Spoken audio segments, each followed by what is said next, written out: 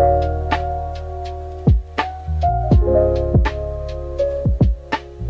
day. Thank you for your time, sir. This interview is part of our course requirement and aims to gather important information and insights related to our lesson.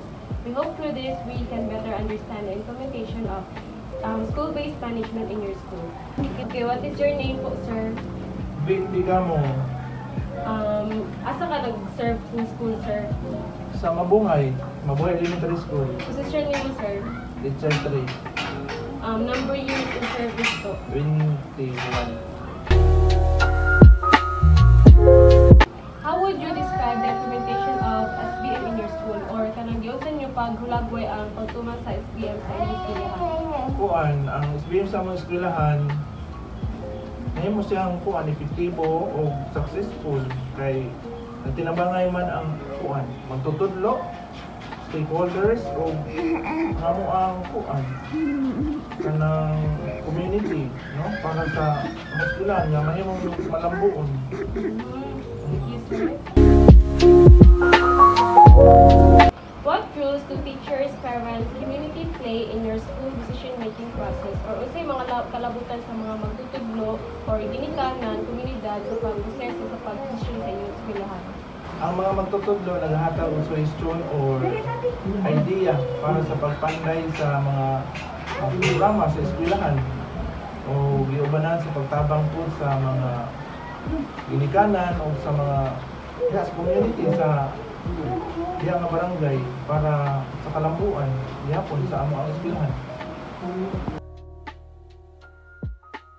What are the main benefits and challenge you've experienced with school-based management so far? Or sa mga pangunang benepisyo or mga hagit na inyong nasinati sa SBM karon? Angay sama sa mga angay nga partisipasyon sa tanan para sa aktibong mga programa para sa mga estudyante sa among eskwelahan. How does your school monitor and evaluate the effectiveness of school-based management or giunsa ninyong pag-evaluate or sa pag-monitor o pag-evaluate sa epektibo sa SBM? Among eskwelahan nag-evaluate para ma-monitor, no, kung unsa na kalambuan sa among eskwelahan o pinaagi sa pag collect og mga data about their performance, no, para mag-guide sila.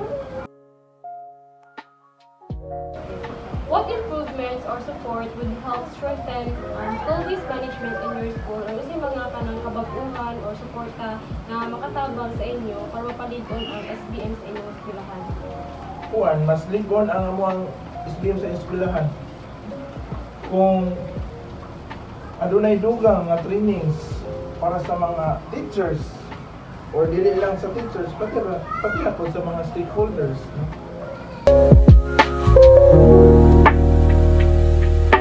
Salamat kay sir nga nagahita og time para sa kaning interview sa mo ang requirements.